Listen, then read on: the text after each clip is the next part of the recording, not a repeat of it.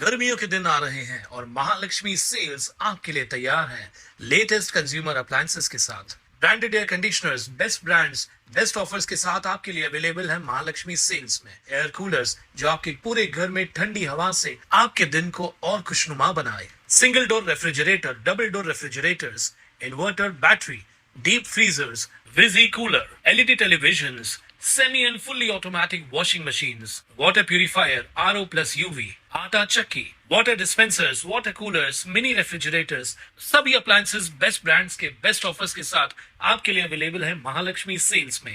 बदलापुरातील राष्ट्रवादी शरद पवार पक्षाचे पदाधिकारी अविनाश देशमुख यांनी बागेश्वर बाबाचं पोस्टर पायदळी तुडवत निषेध केलाय। छत्रपती शिवाजी महाराजांचा अवमान करणारा बागेश्वर बाबा हा भोंदू बाबा आहे। कडेलोट हीच त्याला शिक्षा असू शकते अशा शब्दात देशमुख यांनी निषेध व्यक्त केलाय। बदलापूर रेल्वे स्थानकाजवळच्या स्कायवॉकवरील पायऱ्यांवर बागेश्वर बाबाचे पोस्टर लावून राष्ट्रवादीने त्यांच्या वक्तव्याचा निषेध केलाय। सध्या सगळीकडेच भोंदू बाबांचं प्रस्त वाढत चाललंय। अशा बाबांना चाप लावण्याची मागणीही अविनाश देशमुख यांनी केली आहे।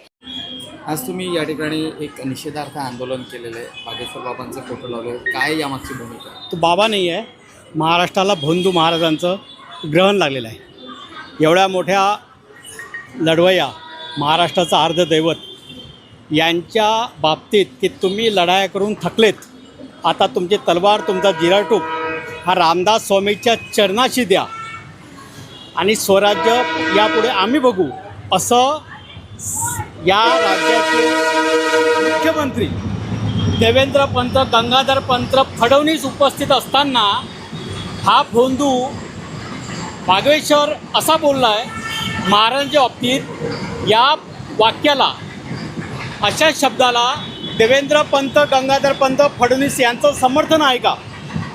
आणि अखंड हिंदुस्थानाचं आराध्य दैवत महाराज आहेत, होते आणि राहतील, या अशा वाक्याच्या बोलताना तिथं सरसंघचालक भागवतसुद्धा उपस्थित होते।